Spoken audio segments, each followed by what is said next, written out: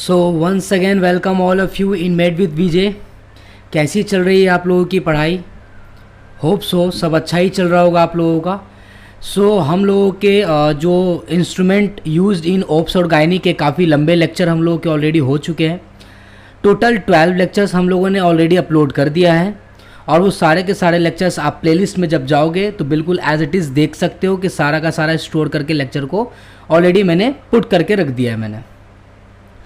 अगर आप लोगों ने ये सारा लेक्चर्स डिटेल्स में देखा होगा तो ये मेरी एश्योरेंस होगी, ये मेरी गारंटी होगी कि आप लोगों को इंस्ट्रूमेंट से रिलेटेड तो कोई गलती नहीं होगी आपको क्वेश्चन जब आप सॉल्व करेंगे तो। बट बेसिकली ये ज़्यादा इम्पॉर्टेंट है कि आपको सारे के सारे इंस्ट्रूमेंट के लेक्चर्स देखने होंगे, तभी जाके आपको इंस्ट्रूमेंट का सारा concept as well as topic की कुछ कॉन्सेप्ट आप लोग को क्लियर होगी। क्योंकि मैंने सिर्फ इंस्ट्रूमेंट ही नहीं कवर किया है, मैंने उसमें बहुत सारा कुछ ही स्पेशल पॉइंट्स को भी मैंने डिस्कस किया है। आज हमारा लेक्चर नंबर 13 स्टार्ट होने जा रहा है, आपको स्क्रीन पे दिख रहा है। ये लेक्चर नंबर 13 हमारा जो है होप सो ये लास्ट हो सकते हैं। अगर आप लोगों का इसी तरीके से सपोर्ट बना रहा, प्यार बना रहा, तो मैं इसके बाद मैंने आप लोगों को पहले अनाउंस भी कर चुका हूं कि हो सकता है कि मैं ऑन्कोलॉजी का सीरीज़ भी लाऊं। तो बस इसी तरीके से प्यार सपोर्ट आपका बना रहे, यही मोहब्बत प्यार बना रहे, तो मुझे लेक्चर्स आप लोग के लिए अपलोड करने में बहुत ही खुशी होगी। बिना देर किए हुए हम स्टार्ट करते हैं लेक्चर नंबर 13 को हमारा, एंड दैट इज़ कॉल्ड, आज का टॉपिक हमारा होगा that is called Doyen's myoma screw. Second topic पढ़ेंगे Bonney myoma clamp, and third one is the Ayre's spatula and endocervical brush. ये 3 टॉपिक को हम काफ़ी ज़्यादा डिटेल से और काफ़ी अच्छे तरीके से हम डिस्कस करने जा रहे हैं। बिना देर किए हुए हम लेक्चर्स को स्टार्ट करते हैं। That is called first topic that is called Doyen's myoma screw के बारे में अगर मैं बात करता हूँ तो डोएन्स मायोमा स्क्रू की अगर मैं बात करता हूँ तो इस इंस्ट्रूमेंट को मैं तो आपको दिखाऊंगा ही, लेकिन उससे पहले इम्पॉर्टेंट बात यह है कि ये स्क्रू लाइक स्ट्रक्चर्स होंगे और ये इसका काम इसलिए होता है क्योंकि अगर लेट सपोज फीमेल के यूट्रस में, फीमेल के वुम में अगर किसी तरीके का फाइब्रॉइड्स बन गया है, उस फाइब्रॉइड्स के बनने के कारण से हो सकता है कि that will leads to a benign tumour in the female uterus, that is called a myoma. Myo means muscle, यहाँ लिख देता हूँ मैं, मायो मीन्स मसल्स एंड ओमा जो है हमारा वो सफिक्स है फॉर बिनाइन ट्यूमर।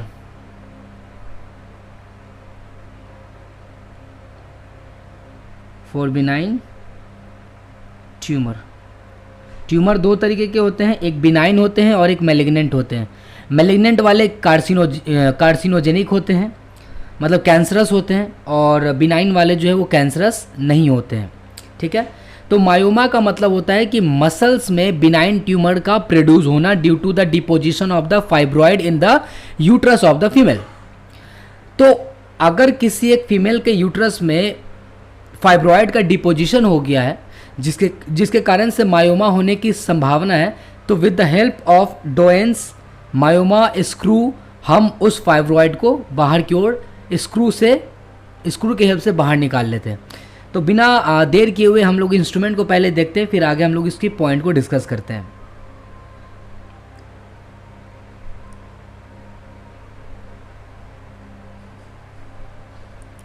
ओके, यहाँ पे जो आपको फिगर दिख रहा है, ये figure, and this one is the figure of a Doyen's myoma screw. नाम आपको यहाँ पे दिख रहा है, this figure is called a Doyen's myoma screw. ज़रा आप देख सकते हैं कि जो ये अपर जो हमारा डिस्टल एंड है, ये हमारा डिस्टल एंड है। डिस्टल एंड के पास क्या कह रहा है कि has a screw which goes inside the fibroid used to enucleate fibroids। मतलब कि जो यूट्रस में या फीमेल रिप्रोडक्टिव स्ट्रक्चर्स में कहीं पे ये फाइब्रॉइड्स जो अगर बन के वहाँ पे पड़े हैं तो क्या करेंगे, उस फाइब्रॉइड्स के अंदर में इस स्क्रू को एडजस्ट करके और स्क्रैच करके बाहर की ओर निकाल लेते हैं। ठीक है, तो ये स्ट्रक्चर्स दिख रहा है। आप यहाँ पे देख सकते हैं कुछ इंपॉर्टेंट पॉइंट्स मैंने जो मेंशन किया है वो देखिए। पहले इसकी फीचर्स आप देखो, इसमें यूजेस की बात कर रहा है पहले, ठीक है। तो आप देख सकते हो क्या लिखा है, use in gynaecological surgeries for manipulating and extracting myoma. Myoma means fibroid, मतलब कि जो फाइब्रॉइड्स बन चुके हैं यूट्रस में, उस फाइब्रॉइड्स को मैनिपुलेट करके बाहर निकालने में इस स्क्रू का काम आता है। क्योंकि अगर इस फाइब्रॉइड्स को बाहर नहीं निकाला जाएगा तो that will leads to the formation of the myoma of the uterus. Second is the design. कैसी डिज़ाइन है, तो long robust screw with a handle and a pointed threaded end, है ना। आप देख सकते हो ऊपर में हमारा ये वाला जो है वो हमारा पॉइंटेड एंड है और स्क्रू टाइप का है। एक मिनट कलर चेंज कर लेता हूँ मैं, ठीक है। Next the third point is purpose की बात करते हैं। तो पर्पस क्या है, provide a firm grip on myoma for controlling traction and removal. तो जो मायोमा है that is called a fibroids जो है, उसको रिट्रैक्शन करने में, उसको बाहर निकालने में, उसको थोड़ा लूज करके स्क्रू से बाहर निकालने में ये हेल्प करता है। इसका पर्पस यही है। प्रोसीजर क्या कह रहा है, the screw is inserted into the myoma and then the handle is use to apply traction. तो जो स्क्रू वाला पार्ट है वो क्या करेंगे, मायोमा के अंदर एडजस्ट करेंगे और एडजस्ट करने के बाद we put like a screw, उसके बाद हम उसको बाहर की ओर खींचने की कोशिश करेंगे। स्पेशल फीचर में क्या कह रहा है कि strong grip on myoma allowing for effective manipulation and removal during surgery. Next है हमारा पेशेंट प्रिपरेशन। कैसे करेंगे पेशेंट को प्रिपरेशन, तो रिक्वायर एनेस्थीसिया। ये पेनफुल प्रोसीजर है, so that's why we required a anaesthesia. Pre operative preparation similar to other gynaecological surgery. तो operate करने से पहले हम उसको लोकल एनेस्थीसिया देंगे ताकि ये पेनफुल सिचुएशन उसको फील ना करना पड़े, फीमेल को डिस्कम्फर्ट फील ना हो। पेन एंड डिस्कम्फर्ट की अगर बात करते हैं तो procedure done under anaesthesia, post operative discomfort varies based on surgery extent. कितने लंबे तक सर्जरी चली है और कितनी कॉम्प्लेक्स सर्जरी चली है उसके बेसिस पे डिपेंड करता है कि फीमेल को कितनी कॉम्प्लेक्सिटी झेलनी पड़ेगी, फीमेल को कितनी डिस्कम्फर्टनेस झेलना पड़ेगा। सो ये प्रॉब्लम ना हो, so we put a local anaesthesia to the female before applying the instrument that is called a myoma screw. Association risk, क्या रिस्क हो सकते हैं, तो potentially for tissue damage if not use correctly, use risk of bleeding हो सकते हैं, infection हो सकते हैं। और इसको कंट्रोल करने के लिए, हैंडल करने के लिए required a skilful person as well as required a skilful health care workers, ठीक है। तो ये सारे पॉइंट्स हो गए इसके बारे में। आप चाहें तो इसका स्क्रीनशॉट भी आराम से ले सकते हैं, मैंने पुट कर दिया है, इसमें कोई दिक्कत नहीं होगी आपको। आगे बढ़ते हैं। नेक्स्ट इंस्ट्रूमेंट की हम लोग बात करने जा रहे हैं and that is called a Bonney myoma clamp. ये क्या है, हमारा क्लैंप है। क्लैंप का मतलब क्या होता है, जिस तरीके से हम कपड़ा जब धूप में सूखने के लिए डालते हैं तो क्या करते हैं, क्लैंप को लगा देते हैं ताकि हमारा क्लॉथ ना इधर उधर हो। उसी तरीके से बोनी मायोमा क्लैंप का आप स्ट्रक्चर्स देख सकते हो किस तरीके से वो। यहाँ पे देख सकते हो एक ट्रांसवर्स बार दिख रहा है आपको, ये ट्रांसवर्स बार। ऊपर में जब जाओगे ये वाला तो इस तरीके से राउंड होगा, ऐसे ऐसे जाके, है ना। तो इसलिए लिखा है कि आप देख सकते हो राउंड आगे। अच्छा, राउंड लिगामेंट का भी कॉन्सेप्ट रहने दो, बताता हूँ मैं, रुक जाओ, वेट अ मिनट। ठीक, तो आप इस इंस्ट्रूमेंट को देख सकते हैं बोनी मायोमा क्लैंप को, कि बीच में आपका ट्रांसवर्स बार दिख रहा है आप लोगों को। यहाँ पे आप देख सकते हैं इस इंस्ट्रूमेंट को पहचानना इसलिए आसान है क्योंकि इस इंस्ट्रूमेंट में आप देख सकते हो कि ये जो फिंगर ग्रिप है, ये वाला एक, ये ग्रिप मतलब एक पेयर नीचे ग्रिप है और एक पेयर ऊपर में ग्रिप है, देख रहे हो आप। इसका मतलब है कि यहाँ लिखा है 2 pair of finger grip are present in this instrument. First pair of finger grip ऊपर में दे रखा है और नीचे में है second pair of finger grip. Second pair of finger grip क्या है, release the clamp interval of 15 minutes. मतलब क्या हो रहा है कि जहाँ पे इस इंस्ट्रूमेंट को हम यूज़ कर रहे हैं तो क्लैंप करने के लिए, जैसे ये स्ट्रक्चर से इस स्ट्रक्चर्स को क्लैंप करने के लिए, होल्ड डाउन करने के लिए ये इसका काम आता है। तो क्या होता है कि यहाँ पे तो 2 ग्रिप है, हमारे हैंडल ग्रिप है, फिंगर ग्रिप है, ठीक है। तो नीचे वाला जो हमारा सबसे दे रखा है सेकेंड, जिसको बोल रहे हैं second pair of finger grip, ये एक्चुअली में इसलिए होता है कि जिस स्ट्रक्चर्स को आपने पकड़ के रखा हुआ है, जिस स्ट्रक्चर्स को आपने क्लैंप करके रखा हुआ है, उसको क्या करेगा, रिलीज करेगा, क्लैंप को रिलीज करेगा। लेकिन जो फर्स्ट वाला है तो क्या बोल रहा है कि use to hold the isthmus, ये फर्स्ट वाला जो हमारा है first pair of finger grip जो है, उससे क्या करते हैं हम इस्थमस पार्ट को, इस्थमस पार्ट हमारा क्या था, narrowest part of the uterus, uterus के नैरोवेस्ट पोर्शन को क्या करते हैं, इसको होल्ड करके ग्रिप करके रखते हैं, क्लैंप करके रखते हैं। तो अगर मुझे क्लैंप करना होगा तो हमारा फिंगर किधर की ओर जाएगा, ऊपर वाले में, ये वाले में जाएगा फिंगर, और उसके बाद क्लैंप करेंगे। और अगर क्लैंप को लूज करना होगा, ढीला करना होगा, तो नीचे वाले में फिंगर जाएगा हमारा। क्लियर है यहाँ तक? ओके। देखो यहाँ पे लिख रखा है use to decrease blood loss during myomectomy. Suppose uterus के मसल्स को जब आपने कट करा है, रिमूव आउट किया है, तो हो सकता है कि हेवी ब्लीडिंग की चांसेस हो, तो उस केस में ब्लीडिंग ना हो तो हम उस ब्लीडिंग को हीमोस्टैसिस करने के लिए, ब्लीडिंग को रोकने के लिए, then we use this instrument that is called a Bonney myoma clamp. Clamp है, क्लैंप लग गया। सेकंड क्या कह रहा है कि applied on the uterus at the level of isthmus. कहाँ पे ये अप्लाइड होते हैं, तो at the level of isthmus, ठीक है। और मैंने आपको बताया था कि इस्थमस हमारा जो है वो क्या होता है, narrowest part of the uterus का होता है। थर्ड पॉइंट क्या कह रहा है कि as seen in image the round ligaments are included with isthmus in clamp. Actually में देखो इस फिगर को, ये फिगर को आप देखो कि ये वाला जो हमारा है, ये पोर्शन हमारा यूट्रस का मैंने बनाया यहाँ पे, ठीक है। ये यूट्रस है गोल सा, और ये यूट्रस का नीचे नैरोवेस्ट पार्ट हमारा क्या कहलाएगा, इस्थमस पार्ट, ठीक है। तो आप देख सकते हो इस्थमस पार्ट को नीचे यहाँ पे क्लैंप कर दिया गया इस रीजन में, ठीक है।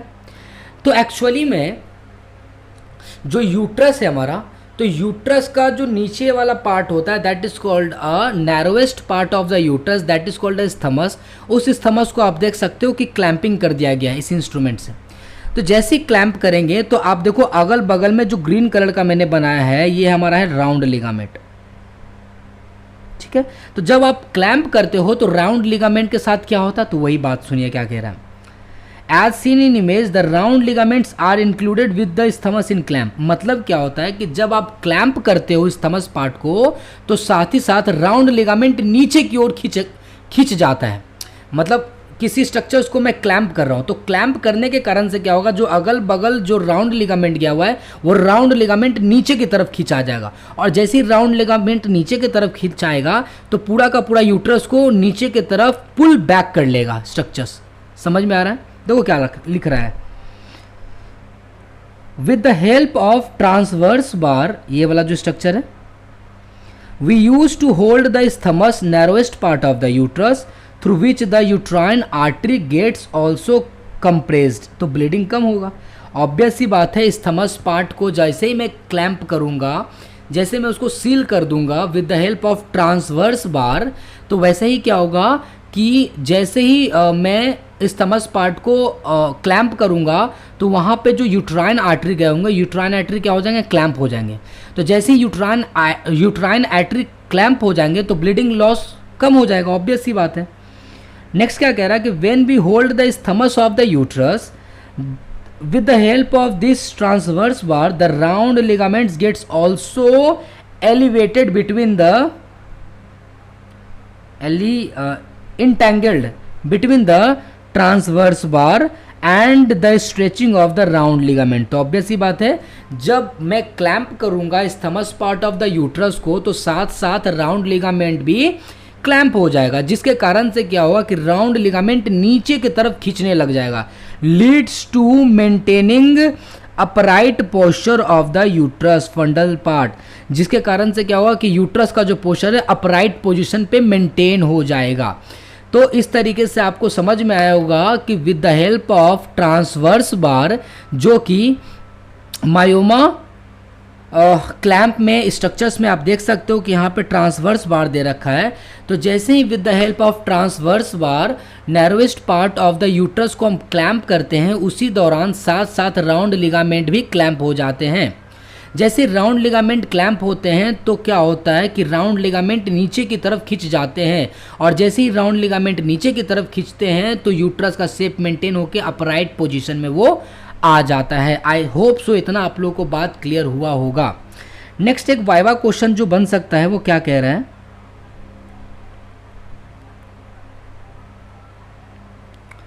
कह रहा है क्या कि why 2 pairs of finger grip are present. Simple सी बात है, तो एक से क्या क्या क्लैंपिंग कर रहे तो दूसरे से क्लैंप रिलीज करने के लिए, ठीक है। सेकंड क्या कह रहा है कि why round ligament is included along with fundus. क्यों, जब राउंड लिगामेंट नीचे खिंचाया तो क्यों यूट्रस अपराइट पोजीशन में आ गया, क्यों यूट्रस का broadest part that is called a fundus जो है वो ऊपर की ओर उठ गया, ठीक है। What else can be used instead of myoma clamp to decrease blood loss during myomectomy? जब मायोमेक्टोमी कर रहे हैं तो उस वक्त हो सकता है कि ब्लीडिंग ज़्यादा होने की संभावना है। क्वेश्चन ये हमारा कह रहा है कि what else can be used instead of myoma clamp to decrease blood loss during myomectomy?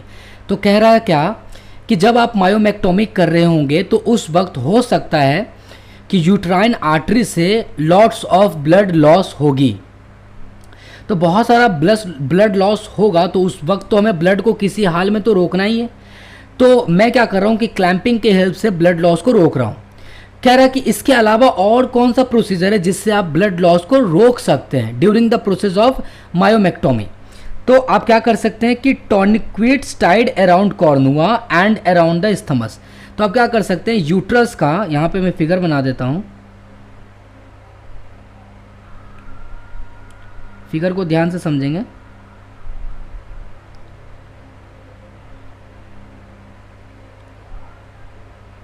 ठीक है, तो ये हमारा कॉर्नुआ पार्ट ऑफ द यूट्रस हुआ। तो इस यूट्रस के कॉर्नुआ के पास क्या करूँगा, मैं टॉनिक्वेट को मैं टाइड कर दूंगा, एज वेल एज जो नैरोएस्ट पार्ट है नीचे स्थमस, इसको मैं टाइड कर दूंगा, टाइड अप कर दूंगा विद द हेल्प ऑफ टॉनिक्वेट। तो उसके कारण से क्या होगा कि protects blood flow from ovarian artery, protects blood from uterine artery. तो जब स्थमस पार्ट वाले को, यूट्रस का स्थमस पार्ट को, वेट अ मिनट, जब यूट्रस के स्थमस पार्ट को जब मैं टॉनिक्वेट से टाइड करूंगा तो ऑब्वियस ही बात है कि स्थमस रीजन के पास यूट्राइन आर्टरी होते हैं। तो जब वहाँ पे टाइड अप करूंगा तो as well as uterine artery भी टाइड अप हो जाएंगे, जिसके कारण से blood loss from the uterine artery कम हो जाएंगे। लेकिन अगर मैं कॉर्नुआ के पास टॉनिक्वेट को टाइड अप करूंगा तो वहाँ से हमारे निकलते हैं ओवेरियन आर्टरी। क्या निकलते हैं, ओवेरियन आर्टरी। तो जब मैं कॉर्नुआ पोर्शन ऑफ द यूट्रस को टाइड अप करूंगा तो साथ ही साथ ओवेरियन आर्टरी भी टाइड अप हो जाएगा, जिसके कारण से ओवेरियन आर्टरी से ब्लीडिंग निकलना बंद हो जाएगा। तो दोनों स्ट्रक्चर्स एक साथ मैनेज हो गया ना। ओवेरियन आर्टरी को मैंने टाइड अप कर दिया, कहाँ पे किया, कॉर्नुआ ऑफ द यूट्रस को जैसे ही मैंने टाइड अप किया तो वहाँ से ओवेरियन आर्टरी भी पास होते हैं। तो जैसे ही कॉर्नुआ ऑफ द यूट्रस को मैं टाइड अप करूंगा with the help of a tourniquet, तो साथ ही साथ ओवेरियन आर्टरी भी टाइड अप हो जाएगा, जिसके कारण से bleeding loss from the ovarian artery कम हो जाएंगे।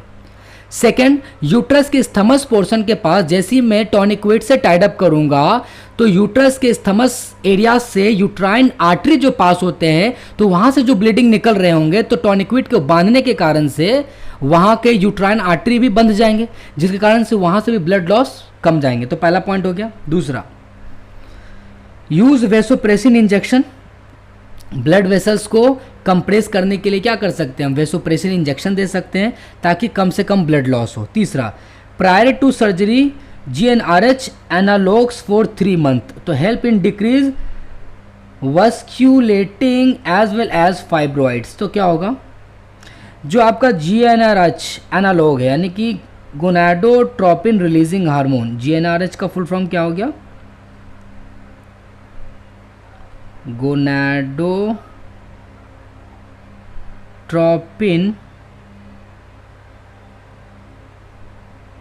Releasing hormone. तो एनालॉग डालेंगे, जिसके 3 मंथ तक एनालॉग। और एक होता है एनालॉग का मतलब क्या होता है कि आप क्या करेंगे, सर्जरी जो करने जा रहे हैं फीमेल का, सर्जरी करने से पहले हम GnRH का जो है डोज फीमेल को देंगे लगभग 3 महीने तक, जिसके कारण से क्या होता है ना कि उसके वेस्कुलैरिटी जो है वो डिक्रीज़ कर जाएंगे, एज वेल एज फाइब्रॉइड भी डिक्रीज़ कर जाएगा। नेक्स्ट है हमारा हाइपोटेंसिव एनेस्थीसिया।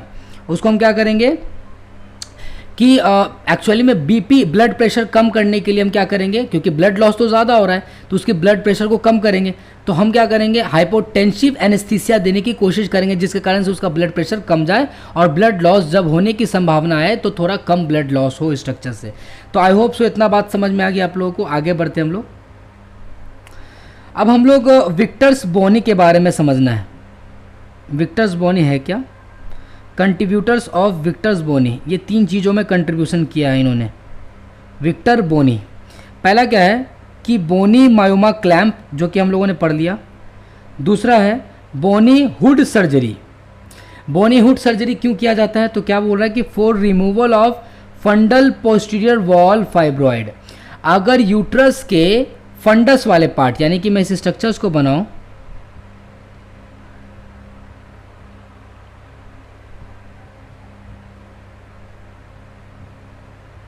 ये यूट्रस का फंडस पोर्शन है ऊपर वाला, तो यूट्रस का जो फंडस वाला पार्ट है उसके पोस्टीरियर पार्ट क्या कह रहा है, for removal of Bonney hood surgery for removal of fundal posterior wall fibroids, यानी कि यूट्रस के फंडस वाले पार्ट में अगर फाइब्रॉइड्स आ जाते हैं, उस फाइब्रॉइड्स को रिमूव करने वाले प्रोसीजर्स को हम कहते हैं बोनी हुड सर्जरी। और तीसरा हमारा है बोनी टेस्ट इन SUI, यानी कि स्ट्रेस यूरिनरी इनकॉन्टिनेंस। इसमें क्या करते हैं, बोनी टेस्ट करते हैं। तो आप देख सकते हैं बोनी से रिलेटेड 3 चीज़ें जो विक्टर बोनी ने कंट्रीब्यूशन दिया तीनों में। विक्टर बोनी साइंटिस्ट हैं जिन्होंने क्या किया, इस तीनों पार्ट में कंट्रीब्यूशन दिया। पहला क्या था, बोनी मायोमा क्लैम्प, जो कि हम लोगों ने पढ़ लिया। दूसरा हमारा है Bonney hood surgery. Bonney hood surgery क्यों करते हैं, ताकि fundus part of the uterus में जो फाइब्रॉइड बन गए posterior part of the uterus में, उसको सर्जिकल रिमूवल करने के लिए ये प्रोसीजर किया जाता है। और तीसरा है हमारा बोनी टेस्ट, जो कि SUI में किया जाता है, that is called stress urinary incontinence में किया जाता है। ठीक है, अगर आप लोगों को लेक्चर समझ में आ रहा होगा तो प्लीज़ इस एफर्ट के लिए आप लोग लाइक्स ज़रूर दें। आगे बढ़ते हैं हम लोग। नेक्स्ट इंस्ट्रूमेंट को हम लोग डिस्कस करने जा रहे हैं, that is called Aires spatula and Indo cervical brush. देख सकते हो ये जो आपको दिख रहा है A नंबर फिगर में, ये क्या है, वुडन स्पैचुला है, मतलब कि ये लकड़ी का बना हुआ स्पैचुला है। ठीक है, ये B वाली फिगर आप देख सकते हो और C वाली फिगर देख सकते हो, अलग अलग है ना। ठीक है, इसमें आप एक चीज़ ज़रा नोटिस करेंगे इस स्ट्रक्चर्स में कि ये जो फीमेल का पोर्शन है इंडो सर्वाइकल कैनाल, ये हो गया हमारा। ठीक है, ये हमारा है पोर्शियो वेजनालिस एक्सटर्नल ऑस एज वेल एज ये हमारा है लॉन्गर लिम्ब। मतलब क्या कह रहा है कि ये जो आपको इतना बड़ा से स्ट्रक्चर्स दिख रहा है, that is called Ayre spatula. और ये वाला हमारा जो लॉन्ग स्ट्रक्चर्स है दैट इज कॉल्ड है स्पैचुला। इस स्पैचुला को जैसे इंसर्ट करते हैं तो external os, not internal os, internal os तो अंदर जाएंगे नहीं, एक्सटर्नल ऑस के पास इस स्पैचुला को रख के हम 360 डिग्री रोटेट करते हैं, लगभग 2 से 3 टाइम, 2 to 3 टाइम्स इस स्पैचुला आयर्स स्पैचुला को अंदर पुट करके एक्सटर्नल ऑस के पास उसको क्या करते हैं, रोटेट करते 360 डिग्री पे। ठीक है, इंडो सर्वाइकल कैनाल ये सब दिख गया। एक्चुअली में अगर आपसे लेंथ पूछे कि आयर्स स्पैचुला का लेंथ कितना होता है, 1 मिनट,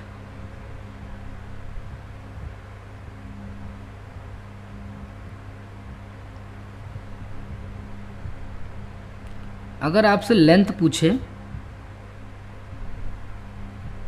तो जनरल लेंथ कितना होता है, 20 सेंटीमीटर का होता है ये। ठीक है, देख सकते हो यहाँ पे आयर स्पैचुला जो है इसके आपको 2 जोन होंगे। 2 जोन कैसे होंगे, देखिए, एक ये आयर स्पैचुला का ये उठा वाला पार्ट, ऊपर वाला पार्ट हो गया, और एक ये नीचे वाला पार्ट है। तो ये जो नीचे वाला पार्ट है that is called the transformation zone के लिए ये हमारा।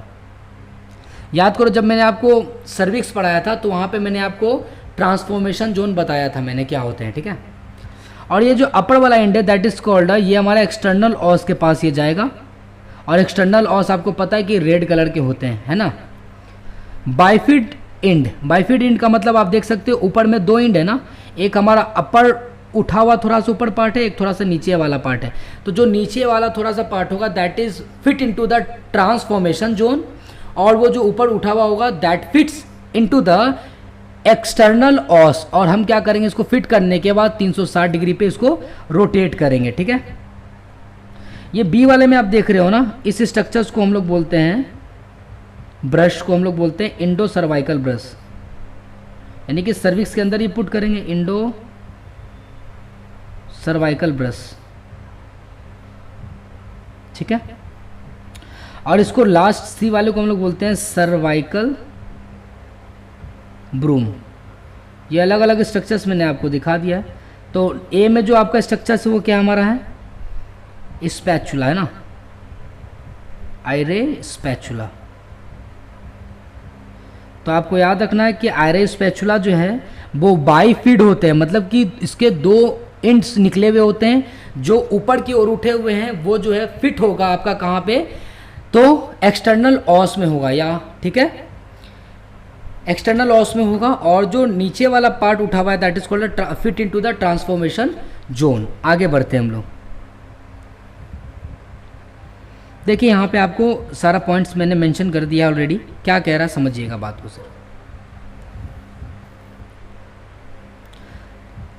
आयर्स स्पैचुला के बारे में देखिए क्या कह रहा है। Introduction, the Ayre's spatula is a simple yet essential instrument used primarily in gynecological examination.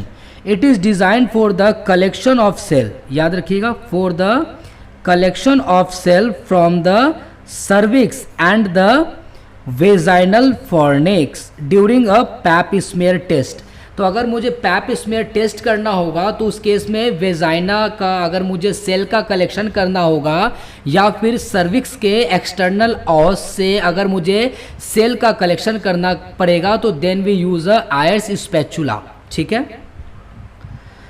उसके बाद क्या कह रहे हैं, which is critical for the early detection of a cervical cancer and other cytological abnormalities. तो हम क्या करते हैं कि पैप स्मेयर करके हम ये देख सकते हैं कि सर्वाइकल में कुछ जो चेंजेस हो रहा है तो कहीं वो कार्सिनोजेनिक तो नहीं है, कहीं वेजाइना के टिश्यू में सेल्स में कुछ चेंजेस आ रहे हैं तो क्या वो कार्सिनोजेनिक है या नहीं है। तो उसको पहले जजमेंटल करने के लिए we put out the some amount of the cell with the help of a Ayre's spatula. यहाँ तक क्लियर है। डिज़ाइन एंड स्ट्रक्चर्स की बात करते हैं हम लोग। तो पहला आता मटेरियल, तो टिपिकली मेड अप ऑफ, ये तो या तो वुड के बन सकते हैं या फिर प्लास्टिक के बन सकते हैं। लेंथ मैंने बता दिया तो कितने होंगे, 20 सेंटीमीटर लॉन्ग हो सकते हैं। शेप की अगर आप देखो तो क्या बोल रहा है कि the spatula has a flat elongated body with a slightly curved end. Some version features a pointed end for more precise sampling from the cervical os. Size की अगर मैं बात करता हूँ तो generally small and light weighted होते हैं, making it easy to handle during the procedure. तो एक्चुअली में इसका सिंपल बात क्या है कि use to take the pap smear के लिए यूज़ करते हैं। इसका यूजेस देखिए,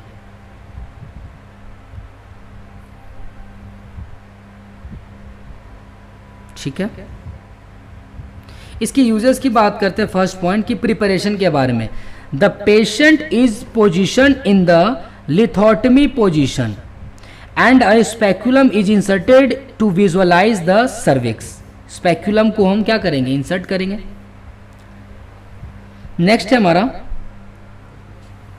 सिम्स स्पेकुलम की बात कर रहा है। यहाँ पे सिम्स स्पेकुलम आपको स्ट्रक्चर्स मैंने ऑलरेडी आपको दिखा रखा है, ठीक है।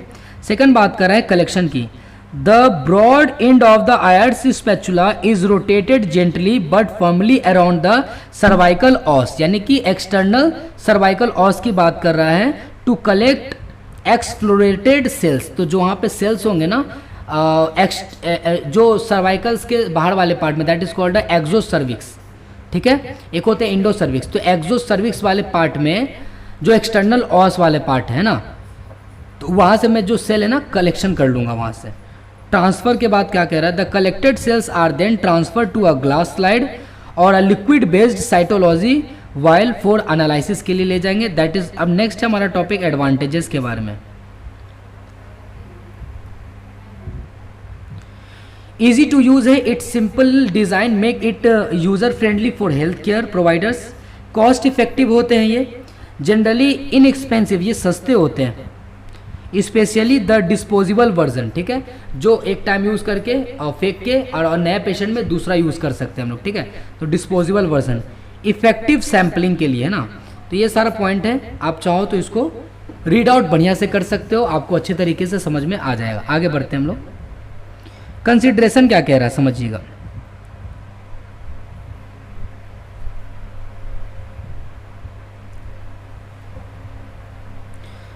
ये सिंगल यूज होते हैं। Disposable version are preferred to prevent cross contamination. Obvious सी बात है कि किसी एक फीमेल में जब इस आयर्स स्पैचुला को यूज़ कर लिया मैं, तो दूसरे फीमेल में इसको क्यों यूज़ करना, खामा कंटामिनेशन फैलाएंगे, खामा चांसेस ऑफ इन्फेक्शन फैलेगा। तो डिस्पोजेबल होता है, आराम से हम एक में यूज़ करने के बाद नए पेशेंट में नए यूज़ करेंगे। टेक्निक के बारे में देखो कि proper technique is crucial to avoid independent sampling. Conclusion के बारे में आप देख सकते हैं last. The IRC spatula is a fundamental tool in gynecological practice, especially for cervical cancer screening. Its simplicity, cost effectiveness, सस्ती होती है, and efficiency make it independable in both routine examination and diagnostic procedure. तो काफ़ी ये अच्छा है एक procedure, क्योंकि ये इकोनॉमिकली चीप भी है, इजी टू हैंडल है, वन टाइम यूजेबल है, डिस्पोज कर सकते हैं, तो काफ़ी अच्छा है इसका, है ना। क्या बोल रहा है यहाँ पे कि it has a bifid end, long limb जो कि एक्सटर्नल ऑस में रखेंगे, the smaller limb on transformation zone में रखेंगे, and rotate it by 360 degree 2 से 3 टाइम एक प्रोसीजर करेंगे। नोट क्या है, पहला नो पेल्विक, नो P/V, यानी कि हमारा पेल्विक पर वेजाइनल, P/V का मतलब पर वेजाइनल, क्या इसका मतलब, पर वेजाइनल। तो अगर पैप स्मेयर करने जा रहे हो तो याद रखना, पैप स्मेयर करने से पहले आप किसी भी तरीके का पेल्विक एग्जामिनेशन, सॉरी पर वेजाइनल एग्जामिनेशन नहीं करोगे, क्योंकि हो सकता है कि अगर आप पर वेजाइनल एग्जामिनेशन कर लो और उसके बाद आप पैप स्मेयर निकालने की कोशिश कर रहे हो, तो हो सकता है कि जो पैप स्मेयर कर रहे हो उसमें एरर आने की संभावना हो सकती है। Second, no use of lubricants, कोई लुब्रिकेंट्स का यूज़ नहीं करेंगे हम जब ये प्रोसीजर कर रहे होंगे। तीसरा, no air drying, preservative 95% ethyl alcohol, ether not used these days due to the inflammable, क्योंकि इथर जो होते हैं ना वो हाईली इन्फ्लामेबल होते हैं, तो इथर को नहीं यूज़ करके अल्कोहल को यूज़ करते हैं, ठीक है। तो ये सारे पॉइंट्स आपको आई होप सो समझ में आए होंगे। नेक्स्ट है हमारा instrument, and that instrument is known as a punch biopsy forcep jail horn.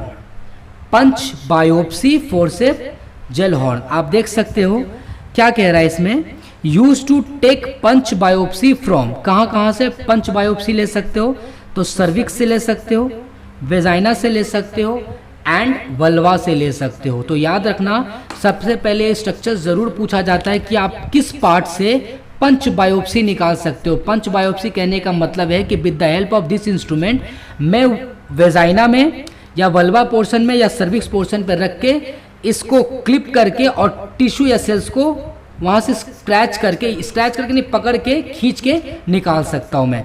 तो इसका पंच बायोप्सी, पंचिंग करेंगे, बायोप्सी निकालने का काम करेंगे, ठीक है। ऊपर का आप इंड देख सकते हैं कि कप शेप अपर इंड होते हैं, है ना, ये वाला देखो कप शेप दिख रहा है। आगे, when the growth is visual, जब ग्रोथ विजुअल हो रहा है तो हम क्या करेंगे, उस ग्रोथ में से कुछ पंच करके निकाल लेंगे बाहर। Biopsy should include normal looking tissue, also centre of growth has necrotic tissue, so it is not good for taking biopsy. देखिए क्या कह रहा है, बायोप्सी जब आप कर रहे हो तो इसका खास ख्याल आपको याद रखना है कि वो जो है नॉर्मल लुकिंग टिश्यू की तरह होना चाहिए, ऑल्सो सेंटर ऑफ ग्रोथ होना चाहिए, has necrotic tissue so it's not good for taking biopsy. Actually में क्या होगा, जो नेक्रोटिक टिश्यूज होंगे तो जब आप उसको पंच बायोप्सी करके निकाल रहे होगे तो वो बेस्ट नहीं होगा। हो सकता है कि जब आप पंच करके निकाल रहे होंगे तो ठीक से ना आए, क्योंकि वो तो नेक्रोटिक टिश्यू था। नेक्रोटिक टिश्यू या सेल्स का मतलब वो सड़ जाना होता है। तो जो नेक्रोटिक एरियाज हो चुके हैं तो उस एरिया को निकालने में प्रॉपर तरीके से आएगा भी नहीं, ठीक है। तो एक्चुअली में इस चीज़ को आपको याद रखना है। नेक्स्ट क्या कह रहा है, पंच बायोप्सी फोर्सेप के बारे में ओवरव्यू क्या कह रहा है, एक minute, wait a minute.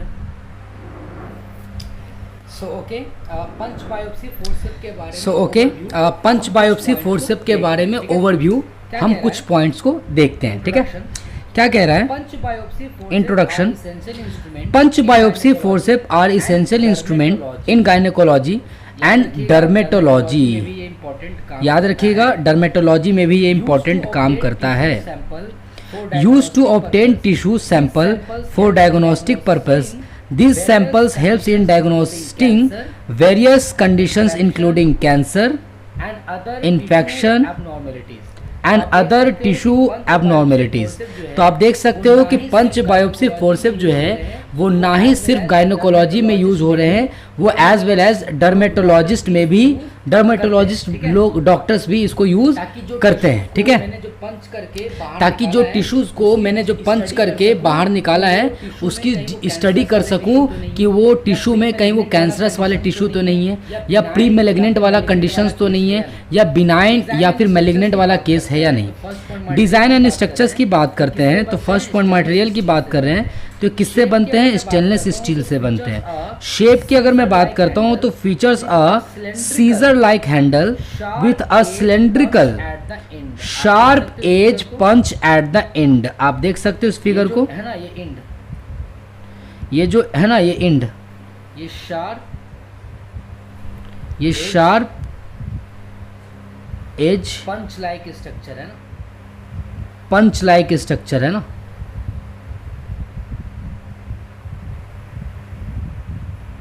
Okay, और just looking like a scissor. Okay, और just looking like a scissor.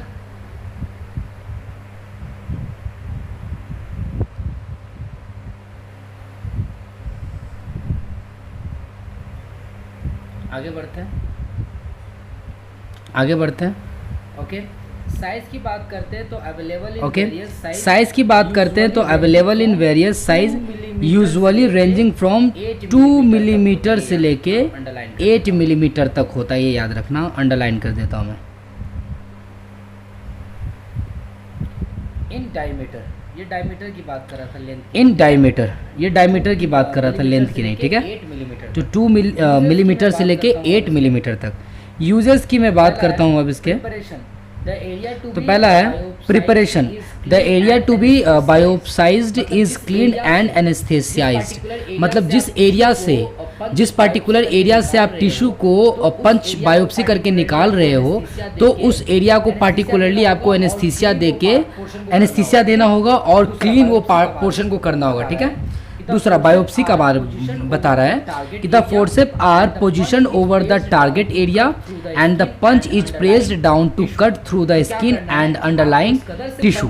तो क्या करना है कि आपको इस कदर से पंच करना है कि आपको skin as well as tissue दोनों एक साथ पंच आउट हो जाए, ठीक है। देखो लिखा भी है ना, the forceps are positioned over the target area.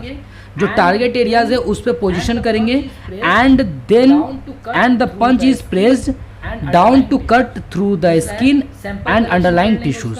तीसरा है सैंपल कलेक्शन कर लेंगे उसका, उसके बाद हम उसका जहाँ से मैंने पंच बायोप्सी करा उसके वुंड को केयर भी करेंगे। कैसे करेंगे?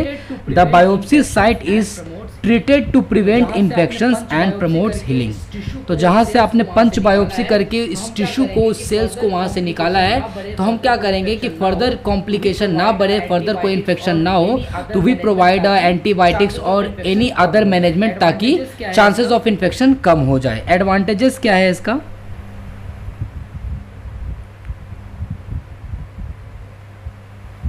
तो एडवांटेजेस क्या कह रहा है कि प्रिसिशन मतलब क्या होगा, तो एडवांटेजेस क्या कह रहा है कि प्रिसिशन मतलब क्या होगा कि provides a precise and control method for obtaining tissue sample.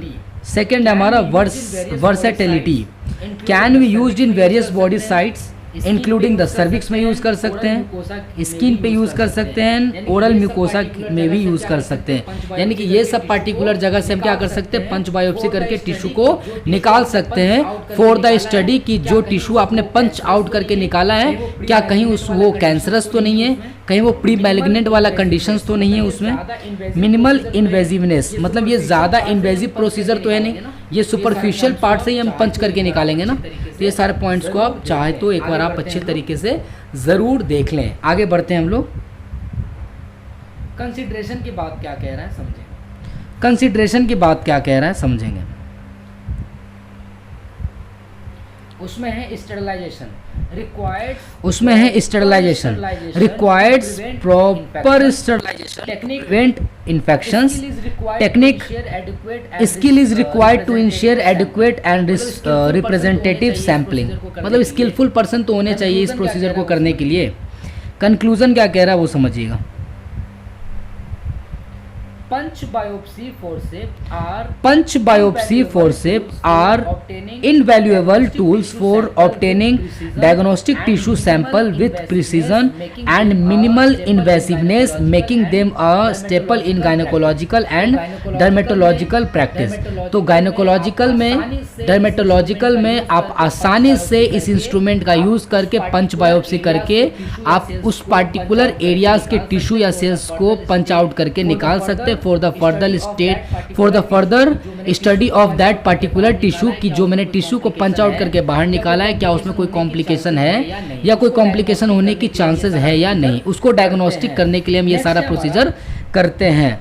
Next है हमारा गेलहॉर्न ये क्या होता है पेसेरी, समझिएगा ये क्या होता है, समझिएगा इस प्रोसेस को। ये नया है प्रोसेस, ये नया है प्रोसेस। देखिए याद रखिएगा मैं यहाँ पे देखिए याद रखिएगा मैं यहाँ पे लिख दे रहा हूँ और लिख रहा हूँ गेलहॉर्न पेसेरी। देखिए ये एक ऐसा मेडिकल डिवाइस है used in the management of pelvic organ prolapsed.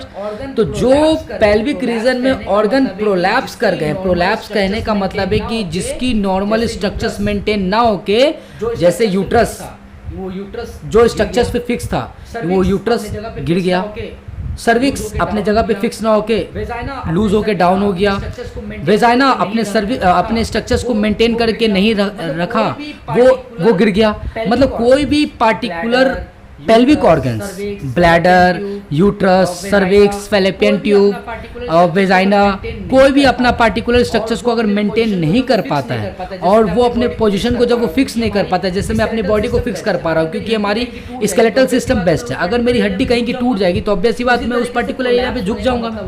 तो उसी तरीके से प्रोलैप्स होने का मतलब होता है कि वो structure shape and size maintain नहीं कर पा रही है, तो उस केस में हम लोग गेलहॉर्न पेसेरी मेडिकल इंस्ट्रूमेंट का यूज करेंगे, डिवाइस का यूज करेंगे, ठीक है। It helps support the uterus, bladder and rectum when these organs have prolapsed into the vaginal canal. तो वेजाइनल कैनाल में यूट्रस, ब्लैडर या एनएस वाले पार्ट अगर फॉल डाउन हो जाते हैं, गिर जाते हैं, झुक जाते हैं, तो उसको फिर से उठा के मेंटेन करते हैं उस पार्टिकुलर स्ट्रक्चर्स को, that is preventing from the prolapsing. Prolapsing कहने का मतलब ये हो गया कि वो पार्टिकुलर सारे ऑर्गन्स जैसे कि ब्लैडर, यूट्रस, ये सारे क्या हो चुके हैं, लूज होके गिर चुके हैं वेजाइनल ट्रैक के आसपास, तो उसको फिर से सपोर्ट करके उनको उसको उठाना है ना।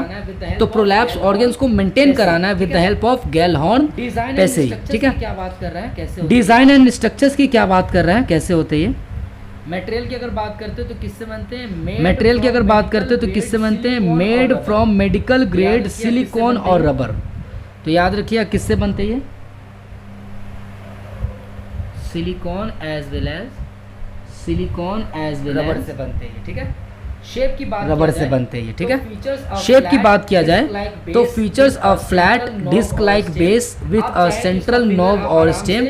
आप चाहे तो इसका फिगर आप आराम से गेलहॉर्न पेस्ट्री का आप देख सकते हैं। मैंने हो सकता है कि फिगर इसमें इंक्लूड नहीं किया है, मैंने फिगर इसमें इंक्लूड नहीं किया है। सो आप लोग इस फिगर को ज़रूर देख लें और उसके बाद जो बाकी का प्रोसीजर है आप इसको खुद से रीड आउट कर सकते हो। जैसे आप यूजेस देख लो,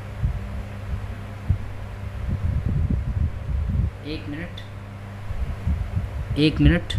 यूजेस की बात करते हैं तो पहले प्रिपरेशन की बात, यूजेस की बात करते हैं तो पहले प्रिपरेशन की बात कर लो, फिर इंसर्शन की बात करो, एडजस्टमेंट की, देन आफ्टर मेंटेनेंस की। तो प्रिपरेशन में क्या कह रहा है, the pastry is selected based on the patient anatomy and severity of the prolapse. किस तरीके से प्रोलैप्स हो रखा है, क्या प्रोलैप्स होने की कॉम्प्लेक्सिटी क्या है, उसके हिसाब से हम सेलेक्ट करेंगे कि कौन सा हमें गेलहॉर्न पेस्ट्री साइज का यूज करना है। इंसर्शन का क्या हो रहा है कि the device is folded and inserted into the vaginal canal where it unfolds and position itself to support the prolapsed organ. तो वेजाइनल रूट से मैं इसको पहले क्या करूंगा, मैं अनफोल्डिंग करके फोल्ड करके वेजाइनल कैनाल को इसको इंटर करूंगा। वेजाइनल कैनाल के जैसे अंदर जाएगा तो फिर उसके बाद क्या करेंगे, उसको अनफोल्डिंग कर देंगे, खोल देंगे, ताकि जहां जहां जो ऑर्गन्स को सपोर्ट नहीं मिला वो गिर चुका है, प्रोलैप्स कर चुका है, फिर उसको जैसे ही इसको ओपन करेंगे तो प्रोलैप्सिंग से बचने की चांसेस बनेगी। Where it unfold and position itself to support the prolapsed organ. तो क्या करेंगे, अंदर जाके इसको अनफोल्ड करेंगे, जो जो स्ट्रक्चर्स प्रोलैप्स हो गया था उसको क्या करेंगे, सपोर्ट करके फिर से मेंटेन कराएंगे। Adjustment once in place, adjustment may be necessary to ensure comfort and effectiveness. Maintenance regular follow up करना पड़ेगा। Appointment are essential to monitor the pessary positions and condition. तो जो आपने पेस्ट्री को एडजस्ट करा है वेजाइनल पार्ट में, तो आप क्या कर सकते हो, आके अपॉइंटमेंट ले सकते हो, क्या कर सकते हो, डॉक्टर से अपॉइंटमेंट ले सकते हो, डॉक्टर से आप मिल सकते हो और डॉक्टर क्या करेंगे, प्रॉपर तरीके से आपको चेक करके ये बताएंगे कि आपने जो वेजाइना के अंदर में जो पेस्ट्री को इंसर्ट करा था क्या वो प्रॉपर तरीके से एडजस्टेड है या नहीं। जैसे लेट सपोज याद करो IUCD, इंट्रायूट्राइन कॉन्ट्रासेप्टिव डिवाइस, हम इंसर्ट करते हैं ना वेजाइनल ट्रैक्ट से होते हुए, हम इंसर्ट करते हैं अंदर सर्विक्स से होते हुए, किस में, यूट्रस में करते हैं। तो उसके बाद हम डॉक्टर से मिलते हैं, कंसल्ट करते हैं ना कि क्या मैंने जो IUCD को जो इंसर्ट किया है मैंने डॉक्टर या डॉक्टर ने जो इंसर्ट किया होगा क्या वो प्रॉपर तरीके से है या नहीं। तो बार बार हम क्या करते हैं, अपॉइंटमेंट लेके डॉक्टर से मिलते हैं, क्या वो जो इंसर्ट किया उसकी पोजीशन फिक्स है या नहीं, मेंटेन है या नहीं। उसी तरीके से जब पेस्ट्री को इंसर्ट किया जाता है with the help of the vaginal track pathway, तो उसके बाद हम डॉक्टर से अपॉइंटमेंट लेके ये हम चेकअप कर सकते हैं कि जो मैंने इंसर्ट करा है जो प्रोलैप्स ऑर्गन को सही करने के लिए क्या वो प्रॉपर तरीके से पोजीशन वेल्ड मेंटेन है या नहीं। ठीक है, आगे बढ़ते हैं हम लोग। ये नॉन सर्जिकल एडवांटेजेस की बात करते हैं। ये नॉन सर्जिकल प्रोसीजर है, सपोर्ट देगा जो जो ऑर्गन्स प्रोलैप्स होकर गिर चुके हैं। क्या क्या कंसीडरेशन, नेक्स्ट है कंसीडरेशन, क्या क्या कंसीडरेशन करना है आपको। बात करते तो रिक्वायर हाइजीन की बात करते तो require regular cleaning to prevent infections, हमेशा क्लीनिंग करना होगा इन्फेक्शन से बचने के लिए। फॉलो अप अच्छे तरीके से करें। डिस्कम्फर्ट, सम पेशेंट में एक्सपीरियंस इनिशियल डिस्कम्फर्ट और difficulty with insertion and removal. कुछ पेशेंट हो सकता है कि जब इस पेस्ट्री को इंसर्ट कर रहे होंगे वेजाइनल पाथ के थ्रू तो हो सकता है कि उसको पेन फील हो या फिर निकालते वक्त भी पेन फील हो।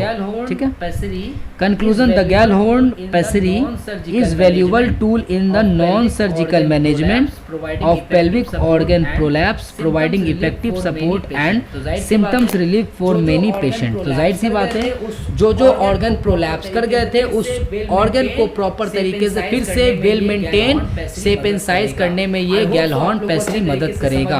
आई होप सो आप लोग को अच्छे तरीके से समझ में आया होगा। और एक बार मैं आप लोगों से रिक्वेस्ट ये करना चाहूंगा कि गेलहॉर्न पेस्ट्री का आप फिगर एक बार जरूर देख लें। सॉरी टू से मैंने उस फिगर को इसमें इंसर्ट नहीं किया, एडजस्ट नहीं किया, हो सकता है कि मैंने उसका ध्यान नहीं दिया है, उसके लिए मैं माफी चाहूंगा आप लोगों से। आगे बढ़ते हैं। Now the last that instrument is called a tubal ring applicator। आप देख सकते हैं ये हमारा जो दिख रहा है ये स्ट्रक्चर्स क्या है, ट्यूबल रिंग एप्लीकेटर। ये जो आप देख रहे हो ना, ये जो इतना बड़ा हैंडल आपको ये जो आप देख रहे हो ना, ये जो इतना बड़ा हैंडल आपको दिख रहा है, सल्फेट होते हैं। इस हैंडल में बेरियम सल्फेट होते हैं, क्योंकि जब हम इसको इंसर्ट करेंगे ना तो बेरियम सल्फेट जाहिर सी बात है रेडियो पैक होते हैं। तो जब वेजाइनल पाथवे से इसको जब इंसर्ट करेंगे अंदर की तरफ, तो इसको एक्सरे जब हम करेंगे तो प्रॉपर तरीके से पोजीशन इसका देख पाएंगे कि एक्चुअली में है कहाँ। तो बेरियम सल्फेट से इसलिए इसको बॉर्डर इसकी लाइनिंग की जाती है ताकि जब एक्सरे करे तो प्रॉपर तरीके से मुझे ये विजुअलाइज हो सके, है ना। तो आप देख सकते हैं रिंग एप्लीकेटर क्या कर रहा है कि आप ये देख रहे हो फेलोपियन जो ट्यूब है,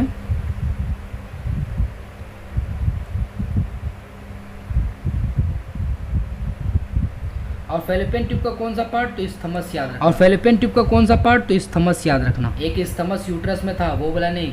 एक इस्थमस यूट्रस में था, वो वाला नहीं।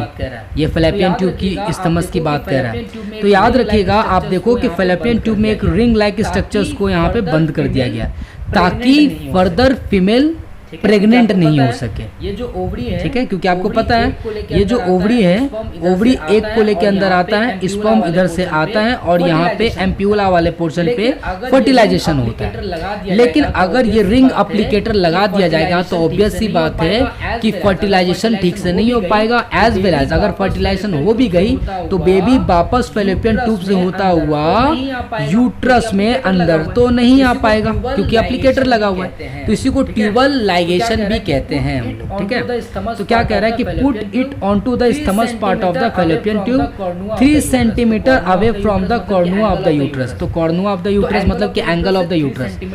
तो एंगल ऑफ द यूट्रस से 3 सेंटीमीटर अवे, ये देखो फिगर।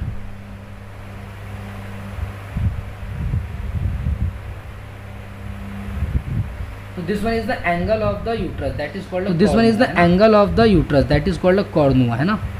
तो कॉर्नुआ से 3 सेंटीमीटर आगे जाओगे, तो कॉर्नुआ से 3 सेंटीमीटर आगे जाओगे, और उसके बाद वहाँ इस्थमस पोर्शन आता है, और उसके बाद वहाँ इस्थमस पोर्शन आता है। उस इस्थमस पार्ट पे हम क्या करेंगे, उस इस्थमस पार्ट पे हम क्या करेंगे, with the help of tubal ring applicator हम फेलोपियन ट्यूब को लाइगेट कर देंगे, ठीक है। ट्यूबल रिंग एप्लीकेटर के बारे में पॉइंट जो है सारा, देखिए ट्यूबल रिंग एप्लीकेटर के बारे में पॉइंट जो है सारा मैंने यहाँ पे मेंशन करवा दिया है। देखिए क्या कह रहा है। The tubal ring applicator is a precise The tubal ring applicator is a precise surgical tool used in the process of tubal ligation, a common form of a permanent, क्या लिखा है, परमानेंट फीमेल स्टरलाइजेशन करने के लिए।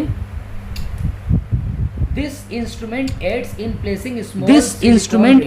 in placing small silicone rings। आप देख सकते हो कैसा रिंग्स बना डालते हैं, small silicone rings known as tubal ring उसको कहते हैं और बैंड कहते हैं। तो या तो आप ट्यूबल रिंग कह दो या फिर इसको बैंड कह दो, या फिर इसको बैंड कह दो, ठीक है। ये एक्चुअली किससे बनते हैं, ये एक्चुअली में किससे बनते हैं, सिलिकॉन के बनते हैं, ठीक है, सिलिकॉन के बनते हैं, ठीक है। तो ट्यूबल रिंग बोलो या ट्यूबल अराउंड द फेलोपियन, तो ट्यूबल रिंग बोलो या tubal around the fallopian tube, fallopian tube के अराउंड लगा देते हैं टू ब्लॉक देम, ठीक है, एंड प्रिवेंट प्रेगनेंसीज, ठीक है। तो जाहिर सी बात है ट्यूबल रिंग एप्लीकेटर का तब हम यूज करेंगे जब एब्डोमेन में सर्जरी करके यूट्रस के अंदर जाएंगे तब, वेजाइनल पाथ से नहीं। सॉरी, मैंने इससे पहले थोड़ा देर पहले बोला कि वेजाइनल पाथ से, वो मेरे मिसकंसेप्शंस थे, वो मेरे मुंह से निकल गए थे, उसके लिए मैं माफ़ी चाहूँगा। तो ये कब यूज़ करेंगे, तो जब एब्डोमिनल सर्जरी करेंगे उस दौरान हम इसको यूट्रस में इंसर्ट करके ये प्रोसीजर कर सकते हैं। यूजेस देखिए, tubal ligation primarily used in the tubal ligation primarily used in the procedure to achieve a permanent female sterilization के लिए यूज कर सकते हैं bye ऑक्लूडिंग fallopian tubes.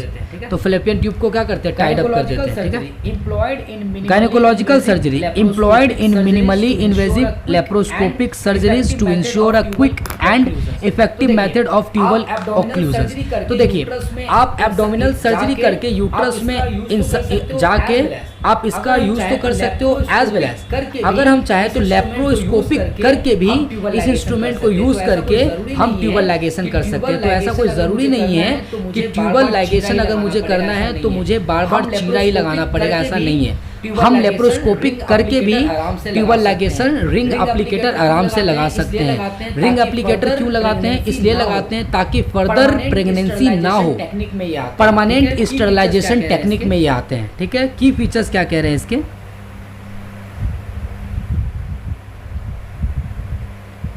Applicator design. The instrument is designed. Applicator design. The instrument is designed with a specialized mechanism to grip, the tubal ring, stretch and apply the tubal ring onto the fallopian tube में लगेगा। Precision control होते हैं। Stainless steel construction, ensure durability, easy sterilisation and longevity of the instrument. तो जाहिर सी बात है instrument कैसे होंगे? स्टेनलेस स्टील के बनेंगे। आप प्रोसीजर ये सारे तो ये सारे जो हैं आप प्रोसीजर ये सारे पॉइंट्स आप आराम से पढ़ सकते हैं, आपको अच्छे तरीके से समझ में आ जाएगा। आगे बढ़ते हैं हम लोग। कह रहा है कि how it is used during, कह रहा है कि how it is used during an operation. तो during the operation time, surgical operation time, या फिर आप एब्डोमिनल सर्जरी करके आप इसका यूज कर रहे हो, या फिर लेप्रोस्कोपिक प्रोसीजर में आप इसका यूज करो, तो कैसे यूज करेंगे? तो पहला प्रिपरेशन। सबसे पहले आपको देखना है स्टरलाइजेशन। तो प्रिपरेशन में सबसे पहले आपको देखना है sterilisation. Ensure the tubal ring applicator is sterilised according to surgical protocol. जाहिर सी बात है कि आप जो रिंग एप्लीकेटर यूज कर रहे हो वो स्टेरलाइज्ड होना चाहिए ना, नहीं तो इन्फेक्शन काउज कर देगा। दूसरा, positioning the patient is position in a way that allow optimal access to the fallopian tube, typically in the lithotomy position. Best position है हमारा। इनिशियल स्टेप में क्या करेंगे? तो लेप्रोस्कोपिक। इनिशियल स्टेप में क्या करेंगे? तो लेप्रोस्कोपिक। देखिए क्या बोल रहा है, laparoscopic access. Small incision are made in the abdomen and a laparoscopic is inserted to visualize the fallopian tube। तो क्या करेंगे हम? लेप्रोस्कोपिक को इंसर्ट करेंगे ताकि विजुअलाइज कर सके कि fallopian tube है कहाँ पे। Laparoscopic to inserted to visualise the fallopian tube। ठीक है। दूसरा, identifying the tube. The surgeons identifies the fallopian tube using the laparoscope. तो जैसे ही आइडेंटिफाई कर लेगा फैलोपियन ट्यूब को with the help of laparoscope, उसके बाद क्या करेगा? थर्ड नंबर में application of the tubal ring. अब ट्यूबल रिंग को हम क्या करेंगे? एडजस्ट करने की कोशिश करेंगे। क्या कह रहा है पहला? Loading the applicator. The tubal ring is loaded on to the applicator, grasping the fallopian tube. The applicator is used to grasp the fallopian tube at the desired location. Applying the ring, मैंने desired position, applying the ring, मैंने desired position आपको मैंने बताया था 3 centimetre away from the corner of the uterus. The rings क्या कह रहा है? The applicator applying the rings क्या कह रहा है? The applicator stretch, the applicator stretches the ring and the slides it over the loop of the fallopian tube, ensuring it securely closes the tubes. तो ये इंश्योर कर देगा। Next है complication क्या क्या हो सकते हैं? The same process is repeated on the other fallopian tube. दूसरे फैलोपियन ट्यूब में भी कर सकते हैं, क्योंकि जाहिर सी बात है ना, 2 फैलोपियन ट्यूब होते हैं, तो एक को मैंने ब्लॉक किया और एक को मैंने छोड़ दिया, तो दूसरे तो फर्टिलाइजेशन हो जाएगा ना। तो दोनों फैलोपियन ट्यूब को ये ब्लॉकिंग करना पड़ता है, ट्यूबल लाइगेशन लगाना पड़ता है। ठीक है, तो आप इसको पढ़ सकते हैं।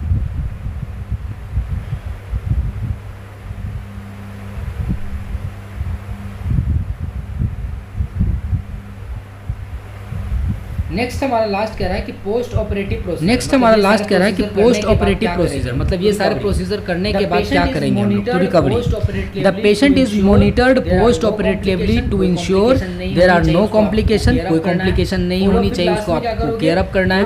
फॉलो फिर लास्ट में क्या करोगे? Follow up visit the schedule to confirm the success of the procedure. जो आपने प्रोसीजर करा है, जो आपने ट्यूबल लाइगेशन लगाया है पेशेंट को, उसके बाद आप डे टू डे इंश्योर करोगे कि जो आपका पेशेंट पे आपने जो किया है उसका फॉलो अप करके आप चेकअप कर सकते हो कि क्या पेशेंट आपका डेली रूटीन पे रिकवरी कर रहा है या नहीं कर रहा है। The tubal ring applicator is a crucial tool in laparoscopic tubal ligation providing a real level. तो आप देख सकते हो कि ट्यूबल रिंग एप्लीकेटर का किस तरीके से यूज किया गया। तो with the help of this आज हमारा ये लेक्चर यहीं पे एंड होता है। ये हमारा लेक्चर नंबर 13 था। Instrument used in obs and gynae. जो जो इंस्ट्रूमेंट ओप्स और गायनी में यूज्ड हो सकते थे, जो भी as much as possible instrument use हो सकते थे, मैंने सारे लगभग इंस्ट्रूमेंट को आपको कवर करा दिए अच्छे तरीके से।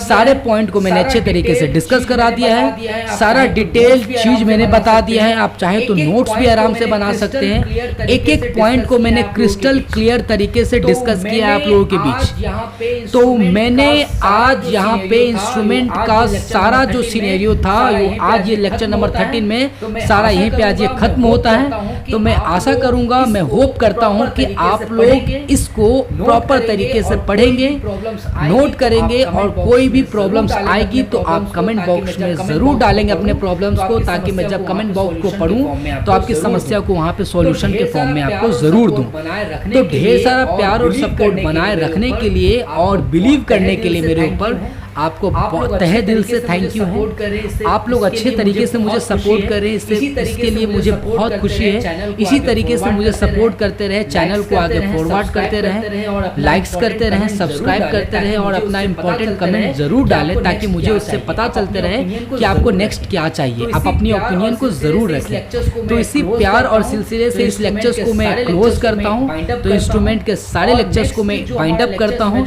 और नेक्स्ट जो हमारा लेक्चर्स में जो बात कर रहा था ऑन्कोलॉजी सीरीज का, उस पे अब आगे हम लोग हो सकता है कि चर्चा करेंगे।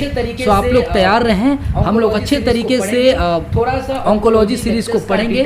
थोड़ा सा ऑन्कोलॉजी लेक्चर्स का डिटेलिंग होगा, लंबा जाएगा लेक्चर, लेकिन घबराना नहीं है।